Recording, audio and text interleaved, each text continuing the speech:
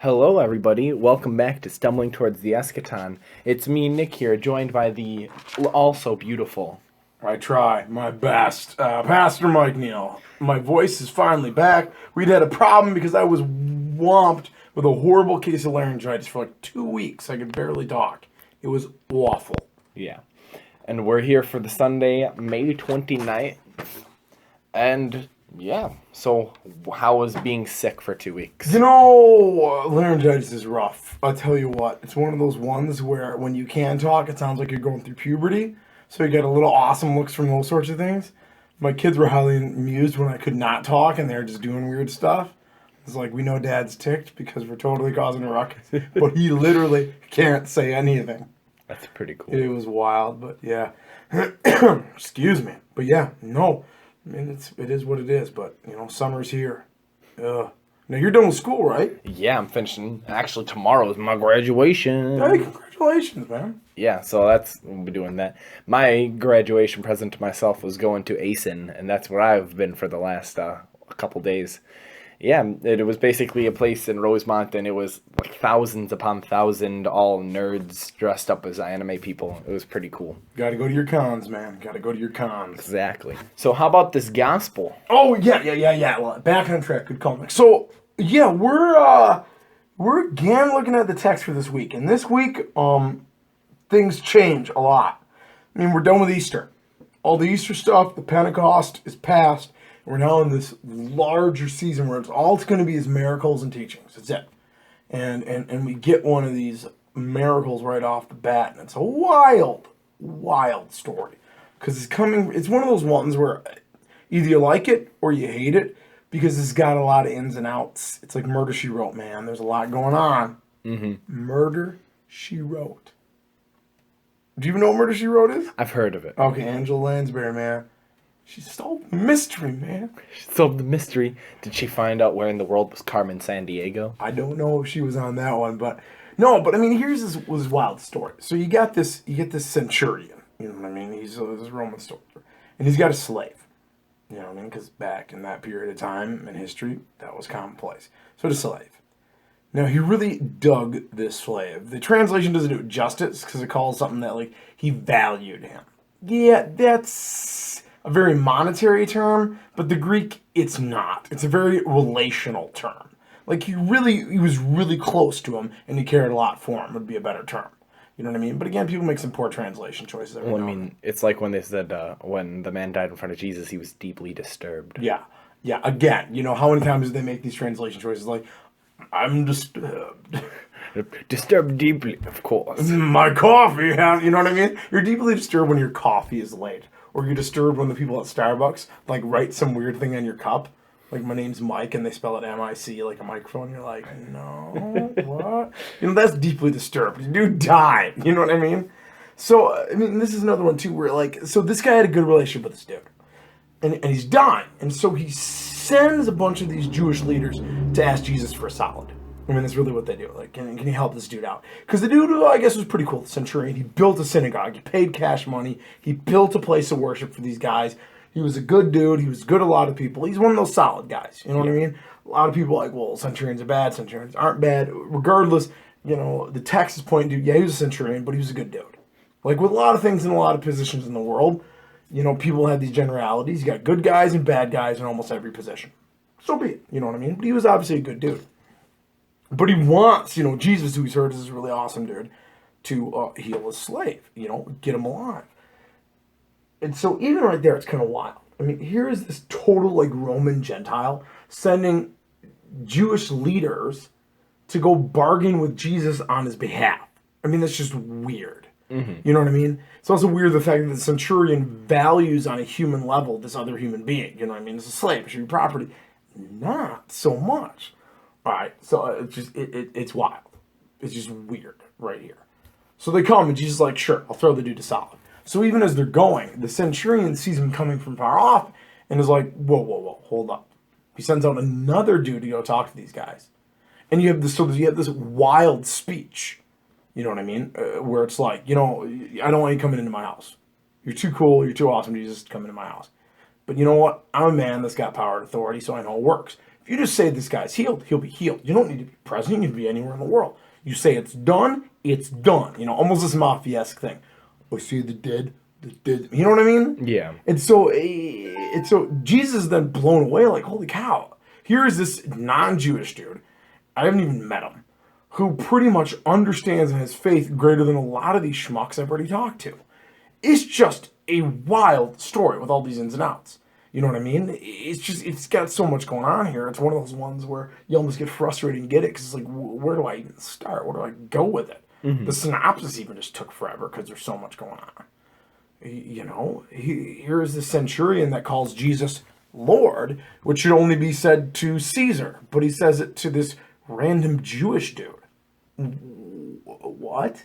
Mm-hmm. So it's one of those ones where you dig into it. There's a lot of shadiness going on. Like good shadiness, not bad shadiness. Jesus, he's part of the mafia. Hey, you know what? You got to do what you got to do. They send these Italian guys over to look after my town.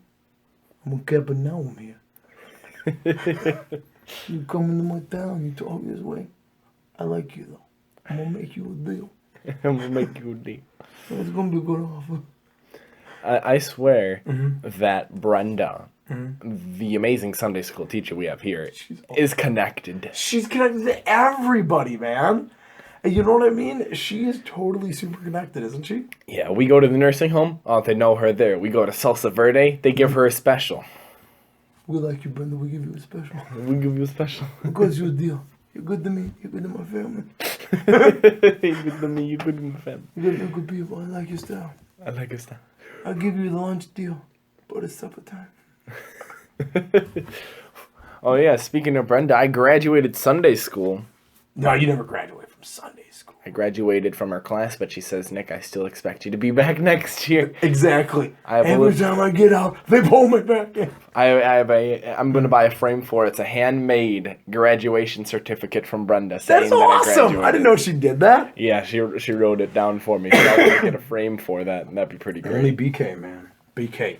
So, what are the Gospels? So even as you're looking at it, and I was rambling about, is there anything crazy that jumps out at you? Because it's so huge, I don't even know where to go. I'm stumped for Sunday, man. Well, it's kind of like, well, I don't know. Like, I have the thoughts in my brain. They just don't want to come out. That's because you're done with school, right? It's because I'm done with school. Like, immediately, like, that switches off. I'm done thunking. How did you get in there? The next 4 months of stumbling will just be... Stuff good. Jesus. I don't know. I guess I could see it from the centurion, like knowing that he's only supposed to be listening to this guy, but still asking help from another leader that's below him. It's kind of like if you think of it in like a high school, like you have this this A+ honors kid that's struggling at like a shops class.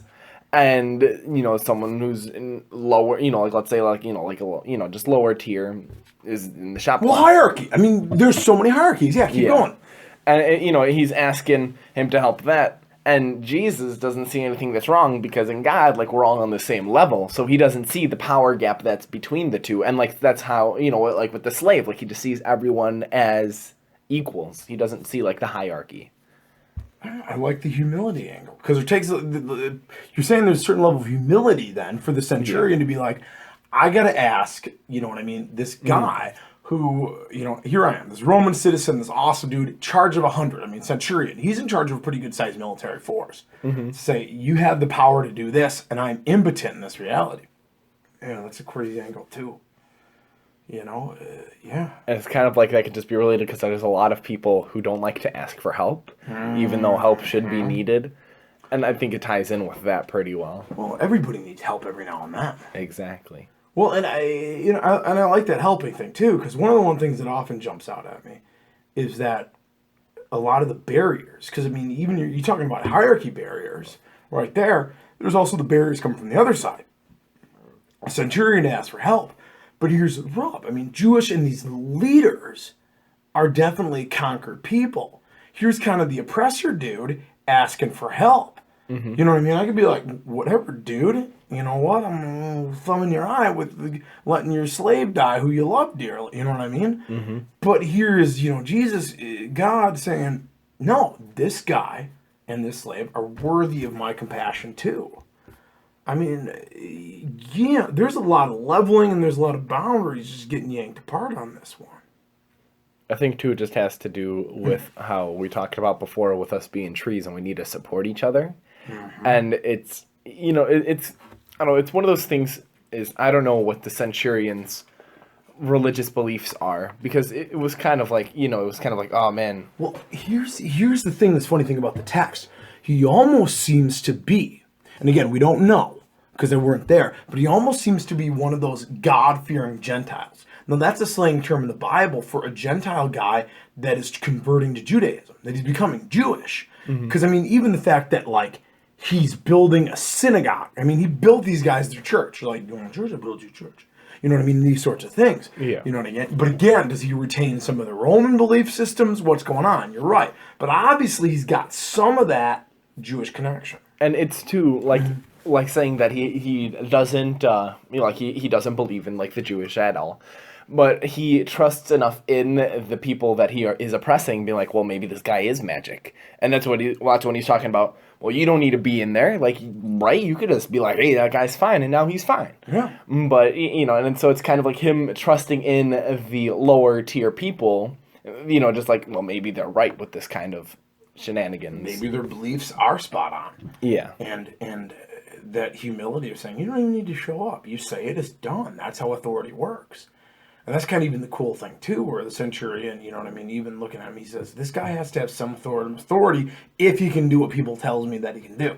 He's got to have some form of authority, you know what I mean? If I hear a word on the street that somebody's able to do blank, he's got to have some power, some authority or something. Yeah.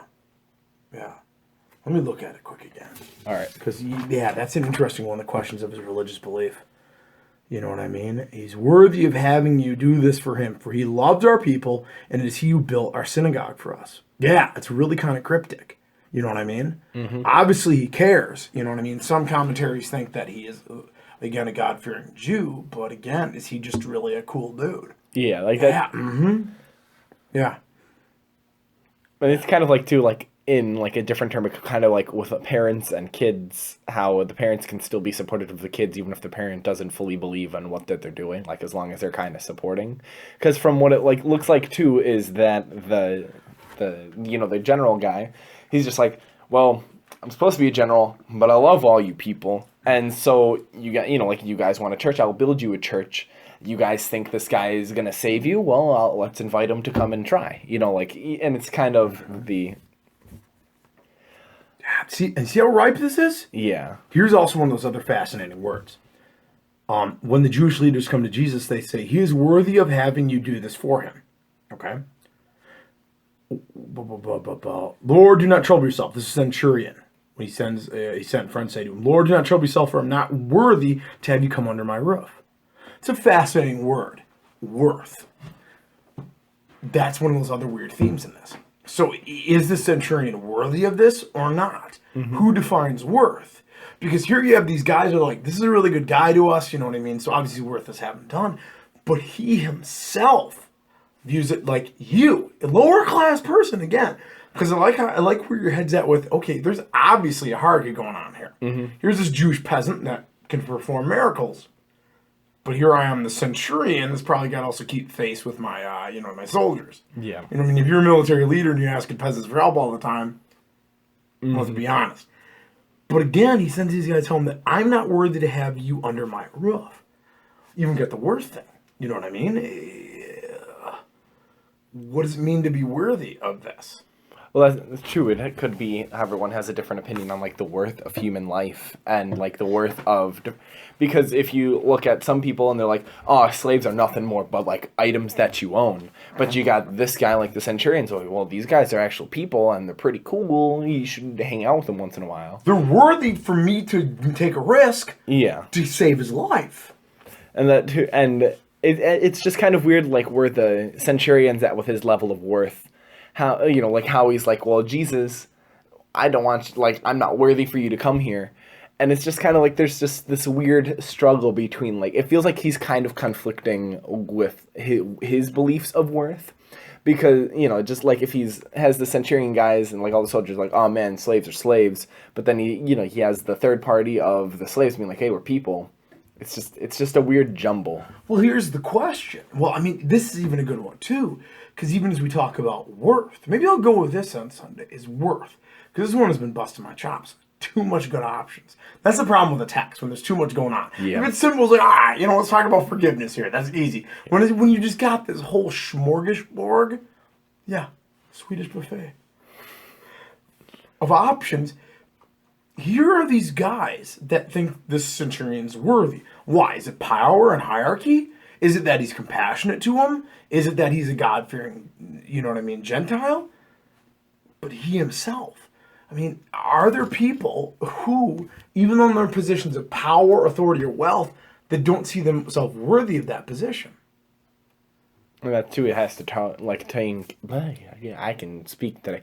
It has to also take in the humility of that person, because you'll have the people who are super self-righteous about these kind of things, but you kind of need a level of modesty for you to be, and it kind of brings in the value of a good leader coming into this too, because there's the two things. You can either rule by trust and love, or you can rule by fear. Ah, yes, the iron fist of the velvet glove. Yep. I was actually going a little bit different. Now, you just graduated, right? Yes. Do you know any people that have gotten A's that still kind of get freaked out and think that they're not good enough? Yes, definitely. See, that was where my mind was kind of going with this one. I had friends in college, man. I don't know if I ever told you this story, and I hope I remember it right. I always hate throwing these things out here, because if I remember it wrong, I don't want my college buddies to be like, dude, are you just making stuff up? I'm like, no, I swear this is what I remember. But I swear I remember this, but let's just go with this, all right? I had friends who were straight A students, even through high school. You know what I mean? And they struggled, and they went to good schools. And even then, even as they're doing A's and all these other sorts of things, they were struggling and beating themselves up and killing themselves to try to then get straight A's even at the next level. You know what I mean? Where there's almost this sense of, the game changed. They might have been the number one at their high school, but if your school gets number ones from all high schools, all of a sudden the playing field has changed. You know what I mean? And then there's that sense of worth of you haven't changed. The whole reality has changed, but your sense of worth has radically changed. I'm not good enough. You know what I mean? And is there this struggle? Is this one of those guys where he's in charge of people, he's got money, but there's always that, what is it, the imposter complex?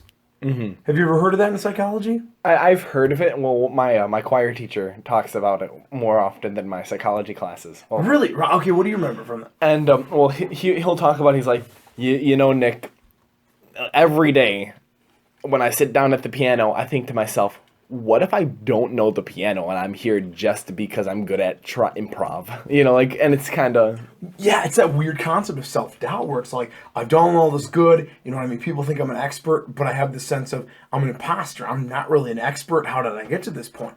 Does this guy have some of that where it's I got these slaves, this guy matters to me, he's important. Maybe he's one of those slaves that runs the household and say, if this dude dies, I don't know what I'm going to do, man. I don't know how to sweep. Exactly. What? And so here's this awesome sense of worth. But and maybe the good wrap up, before we move into current issues is, all this coming from Jesus' angle, you know what I mean? Is the outsider worthy?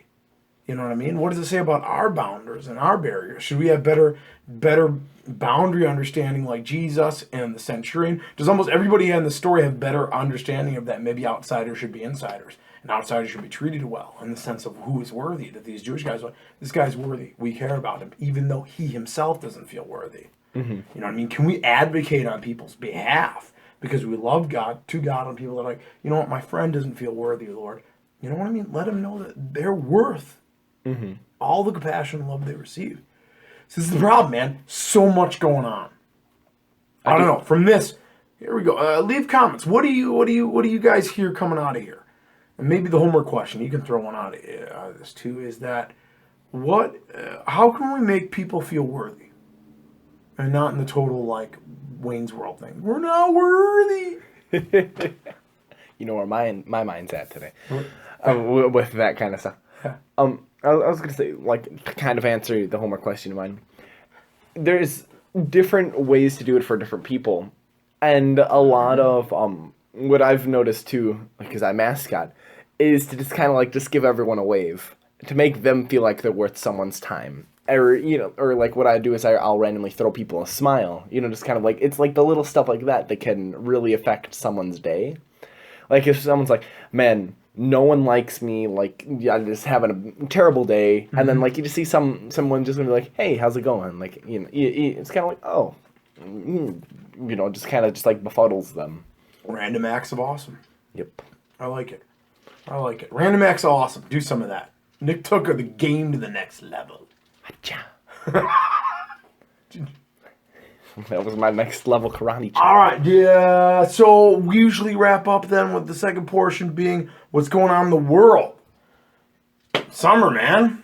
Yeah, Olympics this summer. Are the Olympics coming up this summer? Yeah, they are, and I'm so hyped. That's the one sport that I watch. The one, isn't it like There's like sports? 70 sports in there. That's the one sport event that I watch. I watch the sport smorgasbord. It's just I always just enjoyed that more because there's such a variety, and with bringing it into worth with the Olympics is that there's a sport or a like activity for everybody, and it's kind of the knowing that you're at the Olympics, you can't tell yourself that you're not worth anything. Yeah, because you got people who are dreaming to be in the Olympics. And you got to bust hump to get in the Olympics. Yeah. You know what I mean? You got to work hard. And you know who wants to try and mascot the Olympics one of these times? This guy. That would be. Do the Olympics have a mascot? Yes, they do. They have like, depending on where they were, they have at least one mascot. Are you serious? Yeah. That is some next level stuff right there. That would be that's my goal right there. Did you get you know what they need to do? They need to give you a medal if you mascot the Olympics. That would be so cool. Because you have to bring your A game to mascot the Olympics. It's pretty awesome. I'll have to after this. I'll have to show some. I'll probably throw some up on the screen or on like the Facebook page so you can see some mascots. It's pretty great. But yeah, and if they do mascot the Olympics, make sure it's like an awesome mascot, not like some weird existential concept that they have. Like that's what they did for the Vancouver one. It was just some weird like blob dude, and like it's kind of like, oh, are you serious? Yeah, and everyone's like, all right, yeah. What are you? I'm the hopes of the Olympians. It's always something like that. Can you be like a shark or something? My favorite was when it was in Beijing, and there was just like this cute little chibi guys were the mascots. It was pretty awesome. That's much better than like Simamorphous Blob of Hope. Yeah. I'm big on hope, not amorphous blobs. But yeah, there's a struggle though that the Olympics might be postponed because of the all of the diseases and stuff going on. Well, Brazil's got some problems, brother. Yeah. Brazil, man. Oh man, Brazil needs something. Man, maybe I'll send him some nachos down there and hope for the best, man. But yeah, no, Brazil's got problems, brother. I worry about that joint. Mm-hmm. Man. Yeah, hopefully they. Yeah. Well, and even some of the. They have to add, what is it? Didn't they have to relocate some people to build some of these things? Yeah. Oh, man. And then, you know what I mean? You know what actually the fascinating thing is? I love the Olympics. Obviously the summer more than the winter, because the winter confuses me sometimes. But here's one of those interesting things. I mean, if you look at some of the Olympic villas after the Olympics are over, they become like these ghost towns. Mm-hmm. You know what I mean? And there almost seems to be this odd economic toll of, you know what I mean? Can we build something more sustainable? Mm-hmm. I don't know. They don't have me on the committee. That's always, it's kind of just like, because we'll look back at that in like, let's say like hundreds of years. And if those structures hold up, like they'll just be, but it'll kind of like, it'll just be like the relics of like, you go to Rome and you'll see the Colosseum. You'll see the bird's nest that's in London. Like, you'll see, like, all the, all the... Well, that was maybe the cool thing about the first Olympics, is that it was always held on Mount Olympus. You know what I mean? They had the one place that you did it, so it was always the same. You know what I mean? Maybe they should bring that back. Maybe they should just dump it one place. They should just make an island. You know what they should do? They should bring it back to Greece, help the economy, because those guys need it, man. Mm-hmm. Bring it home, help the economy, everybody wins. Friendship wins. I like that's a good way to. Friendship wins, everybody. All right, and before we wrap it up, I almost forgot, but we got a chat pack. Oh, get the chat pack, brother. Get the chat pack. This is the other homework piece, the wild random question. Because if nothing we pride ourselves on randomness. Exactly. Yeah. Tangents are my middle name. Remember, put them in the back so we don't get repeats. Yeah. All right. That's how I roll. All right. You might have to go first if this is too wild. All right. What is something that many people consider a modern day convenience that you, quite frankly, consider a pain in the neck? Modern convenience that I consider pain in the neck. Yeah, here's what it is. Those chips on the credit cards. They put the chips on there. I hate the chips. I feel your pain. You know why I hate the chips? You ever use one of those chips? You can't eat them. No. That's not it. Have you used one? I've used one. Ever notice how those little boxes get so mad at you when it's time to take them out? Yeah, they're like, brr. Brr, brr. You know what I mean? It's never like, please take out the card. It's like, do it now. At my work, it'll go, it's just like, beep, beep, burr, burr, burr, burr. And I'm like, ah. Yeah, exactly. You know what I mean? It's not like, hey, here's a clear noise. It's not like, it's red while it's in there, then big green light comes on to take out. Yeah. Hey, well, Target's the It's worst. green, and then it turns red, and then you get scared, and you think something's going to happen. They're horrible. They're not a modern convenience. They're terrorists. That's All right, that was extreme. I apologize. Not that bad. But I got a little heated because I don't like the chip. Let's see, modern day convenience. I have to say all the social media stuff. Like, that's, like, with how, like, that can just affect so many things on, like, the stuff that people post about you. Like, because you can have, like, no say in the matter, but someone, like, tags you in a post where it's someone, like, in a fight with another person. Oh, that's linked. If they search up your name, they're gonna see that post, and it's just, I was never there, yada, yada. yeah. It's a pain in the neck. It is, because it's anarchy. I hear you. And to recap, our 2 homework assignments for this week is how do you make someone feel like they're worth something, and what is a modern day convenience that's a pain in the neck for you. Awesome. Well, everybody, you have a good one. God's blessings. Keep on stumbling.